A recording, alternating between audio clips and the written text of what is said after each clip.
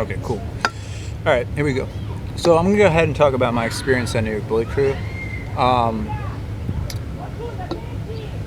I have to basically explain myself because I got into a conversation on a forum on Facebook, and basically someone asked, someone who seems like maybe they're new to business and got a little discouraged by an asshole.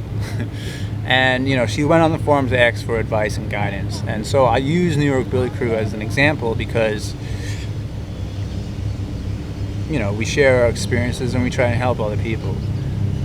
Hopefully our experiences help them, and show them that they're not the only ones who are in that boat, and New York Bully Crew was the exact situation where I dealt with an asshole, and there was nothing I can do because the person was just an asshole. And it goes even deeper maybe into that. Maybe asshole is a pretty straightforward word, There's a huge difference between someone who's passionate and knows what they're talking about and just gets carried away in their passion, and maybe has some character flaws. And so what I'm reminded by is what Bob Marley said. He said, everyone's going to hurt you. It just matters who's worth it, right? There's a big difference between someone who's trying to hurt your feelings and someone who is just fucking passionate about what they do and have seen a lot, and so they don't want to see any more of the bad things, so their advice comes out really stern. And if it's, for some people it's very hard not to take stuff personally. It's a trait that everyone sort of has to learn. Some people are great at it, some people are horrible at it, and the people that are horrible at it don't, if you can't take criticism, there's a big difference between someone who's offering you criticism and someone who's just being an asshole. And she didn't know, I guess, in my opinion, she didn't know where to go in the matter. And I just shared my experience, and hopefully it helped her. But I got a lot of people asking me about the situation in general, and it's something to me that it was probably the worst experiences in my career, one of the worst experiences in my career. And I just hope that when I share this, I'm the last person to be sensational. I have a life. I'm not doing this to be sensational. It's the truth. It's something that happened, and I learned a lot from it. So basically, this is what the deal is. I got told by one of my current clients at the time, awesome clients, people I love, right? They're more than just clients to me, you understand? They're friends, they're family, They told me to go head over to New York Bully Crew because there might have been an opening there for a job. And there definitely was. They advertised it on their site.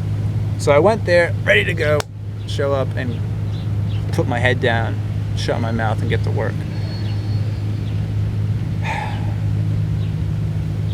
But that was never be the case, because the people at New York Bully Crew are fucking idiots.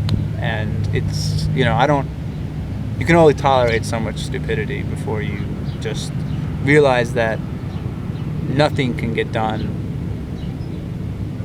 working for someone is an idiot. And not only on top of that, a complete asshole.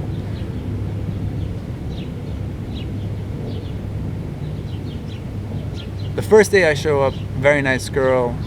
The confidence is very low, but nice, so I can work with that.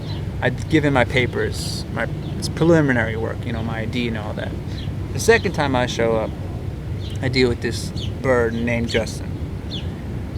Another person, confidence was low and really didn't know what the fuck they were talking about when it came to dogs. But he had an attitude on top of it, and this is where things sort of got started. Attitude. Another thing is, let me say this. I have extensive experience in rescue. Even before I was born, my family had rescue dogs. I was born in to a family with rescue dogs. Every one of our dogs was rescue. Ever since I was a kid, I've always been fascinated by fear and how to put that energy into flow. Today I know how to do that, and it's a beautiful thing, and I'm glad for that skill set. I was also interested in aggression, but not so much. Aggression is just whatever. It's, you know, it's a little bit easier to understand than fear. Fear is pretty deep. So I have blood, sweat, and tears in this. And I've done shelter work. I've come to shelters where 100% of the dogs are stressed the fuck out. And in 2 weeks when I leave, right, I leave and most of them, 75% of them, are snoring because they've been worked, they've been trained, and they're tired, and they're happy, calm and cool. You know, I have blood, sweat, and tears in this business, and so for me, it matters just that much more, you know. So I get to talking with Justin. Before I'm about to work with a dog, I can tell that it's going to bite, and not out of frustration or fear or aggression or any symptoms like that, but out of play. And so I tell Justin, listen, can I get a toy so I can redirect the bite onto something appropriate, right? This is basic protocol. You teach go before you teach no. I have no problem giving the dog a correction if he wants to bite me or the leash. It's not an issue. It has nothing to do with my skill set. It has to do with the bigger picture and thinking like a professional. He doesn't give me the toy. He says, we don't, and this is verbatim, people, so I'm not spinning it. I have a life, right? He says this. He says, we don't believe in tugging with our dogs because it brings out the aggression.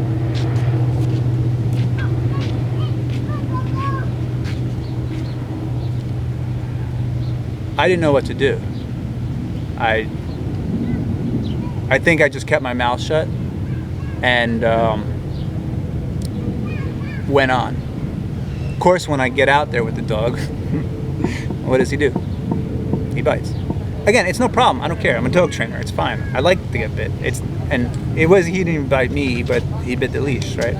It's no problem. I can handle myself just fine. It's just the fact that I knew that it was going to happen, and that the person who works there currently is so horrible at his fucking job. He gets paid to work there, cash money, to be that bad at his job. So, hold on, my laptop's getting hot. I don't want it to melt. Let me put it over here.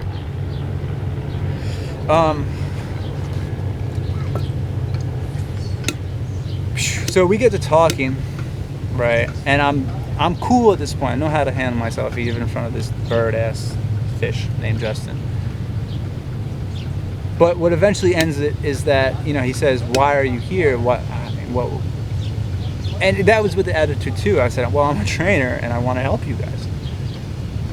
And then that's when he says this. He says, I'm a trainer and Craig's a trainer. Craig's the founder. And we don't need any more trainers. And he said it with an attitude. No question about it.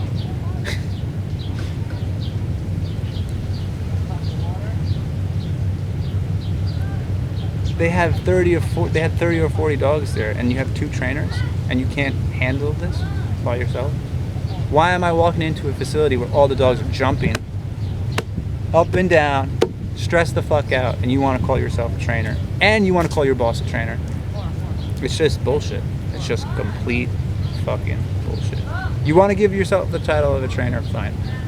Put the words guppy ass fish amateur rookie bird trainer. Because you're not a trainer, you know. I wouldn't even give you the title of trainer. You're a person who works at a rescue facility, okay? So at that point when he said that, I was just fed up. I couldn't take it anymore. And I looked him straight in the eye and I told him, you call yourself a trainer? I can do a hell of a better job.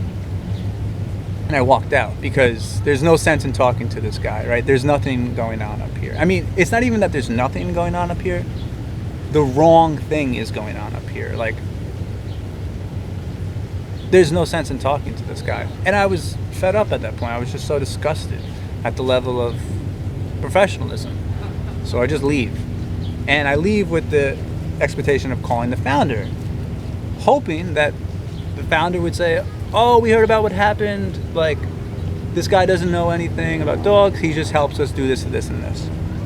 And that would be cool. Like, everyone at a rescue facility is important. Even the guy who cleans up the piss and shit, he's just as important as the guy who trains the dog.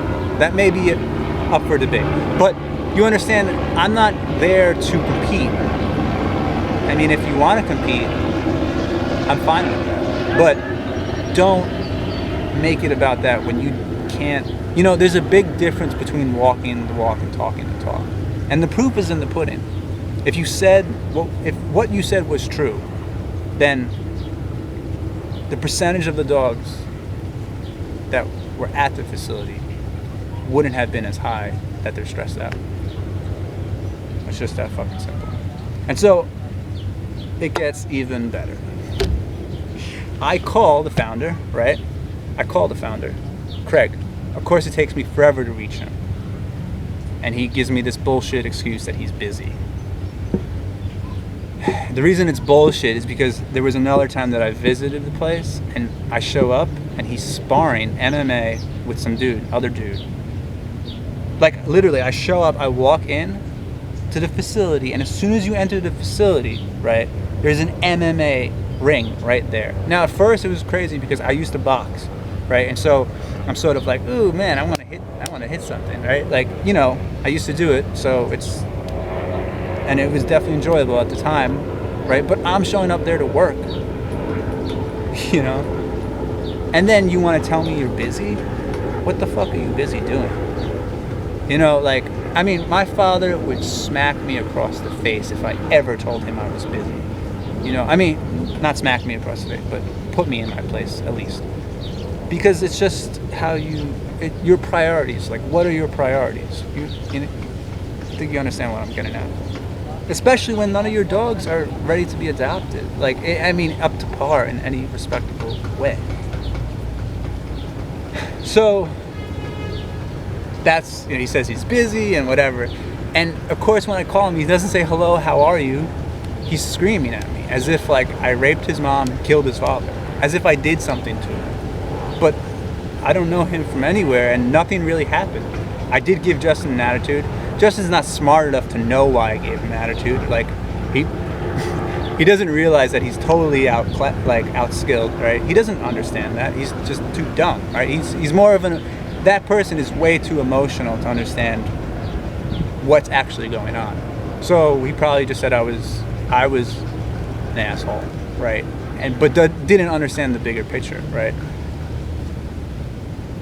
So I get to talking with Craig, and the purpose of my call is just to ask him, just to clarify what Justin said, and just to see if what he said was acceptable, right, to the owner, the founder.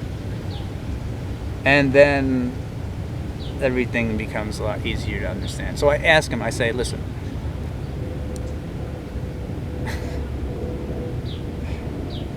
Justin said this. Do you believe this to be true as well? And he, of course, he didn't talk to me. He was screaming at me. He said, yeah, man, tugging is horrible for your dogs. That's how you make them aggressive. Is that what you do with your dogs? And not only that, he didn't only say that. The next thing he said is this. He said, I'm a better trainer than you or anyone you know. Talk about insecurity, right? Craig, if you ever come across this video, just a personal message to you. You don't have enough time left on this earth to be where I'm at in terms of skill set, okay? And if you stop doing this and did a little bit more of this, right? Even if you hired me, right, you would see that. But you're the guy doing this. You're the guy who's getting in the way of the other guy trying to do the job you say can't be done for whatever reason. And in a particular way too. Like, say I were to tug with the dogs and I made it happen where the dogs were wet. Would you still have a problem with that? It's all bullshit. It's all unprofessional, childish, and pathetic behavior. And it's all true. And so at that point, I just At that point, I knew that I was dealing with a complete fucking nut job. Like, or just someone who's in over his head, you know. So, that's my story. You know, that actually happened. I went to a dog training facility. No, not dog training, dog rescue facility. And they think that tug is bad for a dog. I mean, like, it just, you know, and, you know, luckily, it got, you know, the point, I think maybe a better point that, you know, what I think I left there, when I left there, I was thinking to myself, like, if I didn't know what I was doing, and I was just there to help, if I wasn't as seasoned as I am, and I was just there to help, it would leave me so uninspired and put off that I would probably never want anything to do with rescue ever again, and I'd probably end up go buy a dog the next time I think about a dog or want a dog. I'd probably never even enter a rescue organization ever again, you know, because it was that bad and horrible of an experience. So yeah, I mean, it's just crazy. It's just insane. And, you know, but it's true. It's true. And I'm very sure that the person who, you know, posted on this forum came across the same type of person. That's what it sounds like. You know, I don't really know. I don't know the context, so it's hard to say, you know. You know, again, if Gordon Ramsay's going to yell at you, he's going to give you information, right, to work with. If you don't take that information and doing something with it, then he's just going to curse you out and defile you, you know. There's a big difference between someone who can help and someone who can't. And so in order to make up for that, they have to put you down and make you feel bad. It's horrible. It's horrible. It's so childish, and, like, you know, especially to me, like, in a place of service, right, where everyone's there to help. I mean, you know, I don't think you have to question my confidence. You know, if this guy really wanted to go and wanted to prove that he's a better trainer than me, I'm ready to go and prove that in any way, shape, or form. But that's sick. That's fucking almost like sick and stupid, man. I mean, it's important. I think competition does breed excellence, but it's obvious it comes really from a place of insecurity and not any type of confidence. You know, that's the true definition of dominance too in a human being, is that dominance comes from a place of unsureness. It's not healthy, right? It's not a behavior that is indicative of someone who's calm, cool. It's a behavior that comes from a place of being unsure. And so it fits the description very well, you know. So that's it. I mean, I don't really... Thankfully, this video didn't get cut out, and I think I included everything. It's hard. A lot of stuff happened, but I mean... I think I did. I mean, I'm pretty sure I talked about everything possible. Oh, maybe I'll talk about this too. Like, I think the thing that sparked the I don't know, the patheticness from them. I went on their page and told someone who was looking at a dog that I work with there the truth about the dog's characteristics and that he pulled on a lead, because this is a medium to large size dog, right? The person who wanted to get that dog wanted to get it for their kid, right? Again, we're talking about laymen who don't know how to go about approaching and adopting a dog for the right fit. This was not the right fit. I work with that dog. I saw the kid that they wanted to get the dog for. The kid is like yay high. And the dog is powerful. And again, I said I work with the dog, right? This dog pulled on the lead and was excited and had an excitable nature. You don't give a medium to large sized dog to a kid this fucking small. It's just fucking horrible practice. And so I said something very nice and simple and honest. I said, this dog pulls. I wouldn't suggest this dog for you. Maybe if you work with the dog, with a trainer, everything can work out, but I would go ahead and try and choose an easier dog to work with. They removed my comment, right? I write to them, why'd you remove my comment? I just said the truth, right? They said it's inappropriate. And then this, they called me an armchair quarterback. These lazy motherfuckers called me an armchair quarterback. Not only do I have more hours in the woodshed than probably all those people combined, right? I'm the guy who would fucking do the job. It's their responsibility to make sure that the dog is sound and ready to be adopted. The fact that they had to hide the truth about the truth means that, say everything goes as planned and this dog gets adopted to that kid. And then the worst case scenario is that because the kid can't control the dog runs away. Okay? When that dog's guts and brains are on the shirt of that kid's brand, end up on that kid's shirt.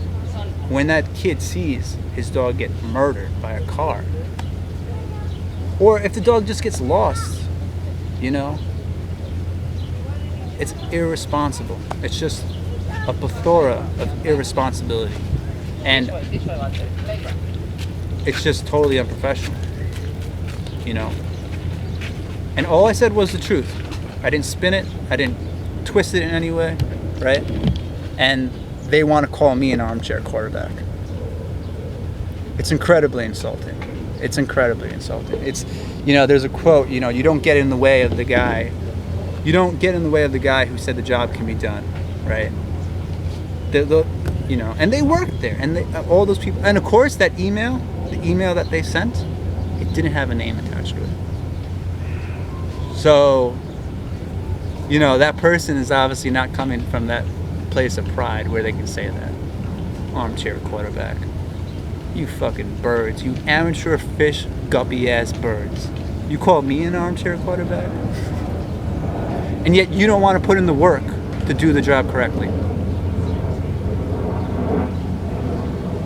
Yeah, I already said my thing to Craig. You don't have enough time left on this earth to be where I'm at. And for you to go and be so disrespectful and unprofessional with me, it's fine. I don't care. It's cool. But look at your dogs, man. They suck. They suck. They're useless. They're stressed the fuck out. And this is the best part. I recently saw another video that they put out, right? They have this lady, Dana Lynn Bailey. I don't know what she does. Maybe I'm sure she works in the MMA because he likes MMA and she has a muscular build, right? Damn, I gotta figure out. The sun is really coming out, man. Yo, this sun is no joke, man. All right, maybe it got a little bit better. She goes, and I'll talk about two more things and I'm just gonna be done with this because I'm so fucking over this shit. I have way better things to be doing with my time. One of the things she goes, I guess she's like a representative for them, or she doesn't have any fucking clue what she's talking about. But when it comes to dogs, right, and what she's saying, this is what she says. So there's a video where she starts off saying, "Oh, and no one sees the behind the scenes work." Right, and I get pumped because I'm like, what, did they change their curriculum? Did they add something because I confronted them? Did they step up to the plate and actually be the people that they say they are? No. This is what she says. She says, no one sees the behind the scenes work, right? They have volunteers come here all the time and the dogs get walked. Or something to that nature, that the dogs are being walked all the time.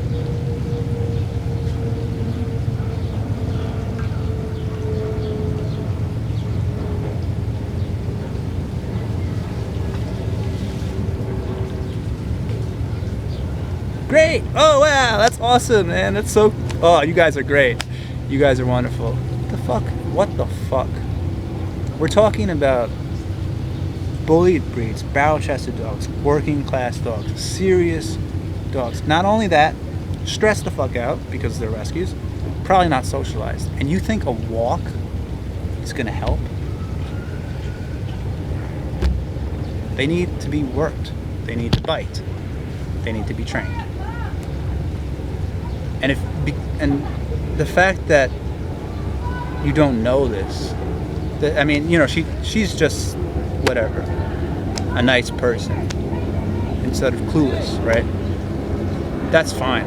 But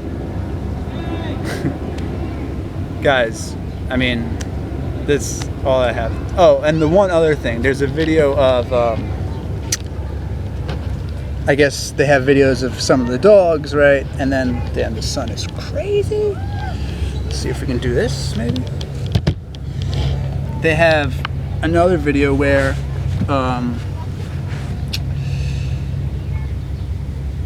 you know, it's just another video that shows very clearly the experience and where this goes. I mean, I think I've told you enough, right? But I mean, it's just one other thing that I saw, and yeah, I mean, it's very simple.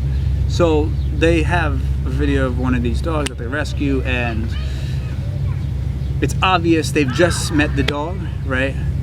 They let the dog into a room, off lead, right? When really, you just rescue a dog. The first time you come in contact, the dog should be on the lead 24/7. I mean, it's just, and then of course you allow a dog to have run time and play time, but the dog should be on lead for most of the time because you need to start instilling good behaviors if you consider yourself a trainer. So the dog's off lead in this room, right? And then the dog decides to jump on the couch. And Craig's there.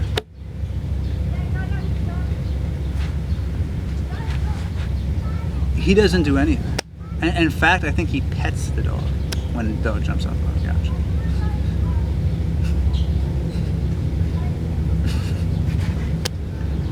And he's not reactive and he's not proactive. He just stands there like a duck.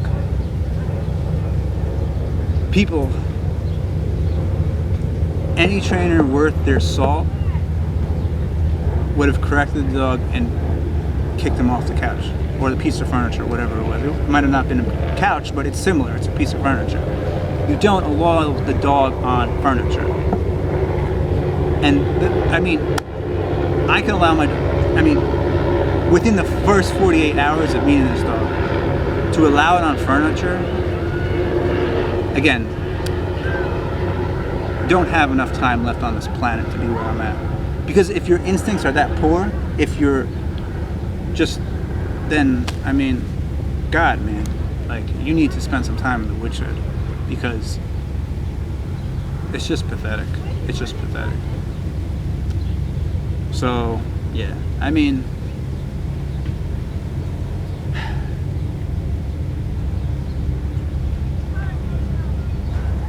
you know, that was my experience, and it's all true. And yeah, I mean, I don't know what else to say, you know, but you know what happened, and I don't you know, the thing to me that sucks at the end of the day, the only thing to me that matters is I just feel bad for the dogs, man. I just feel bad for the dogs, because there's no way that they could be taken care of up to any respectable amount of par when the people working there are that fucking stupid. You know?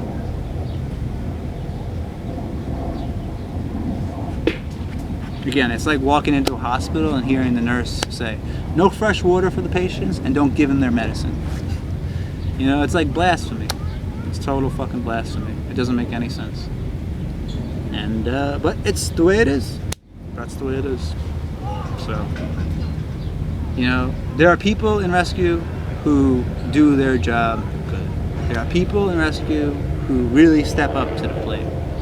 And you know, the most recent guy I came across is Rex,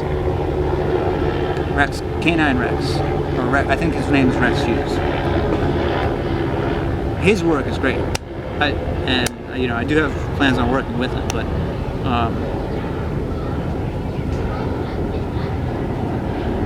the biggest part of rescue is making sure that the dog is available for adoption, ready for adoption, and you have to train the dog to do that. You know, it's not just taking the dog and throwing it in a cage and then having volunteers come and walk the dog. That doesn't help.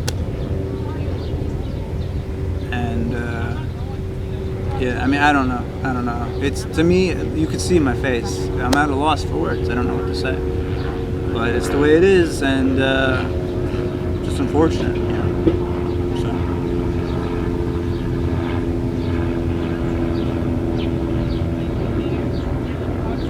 Yeah. All right, that's it.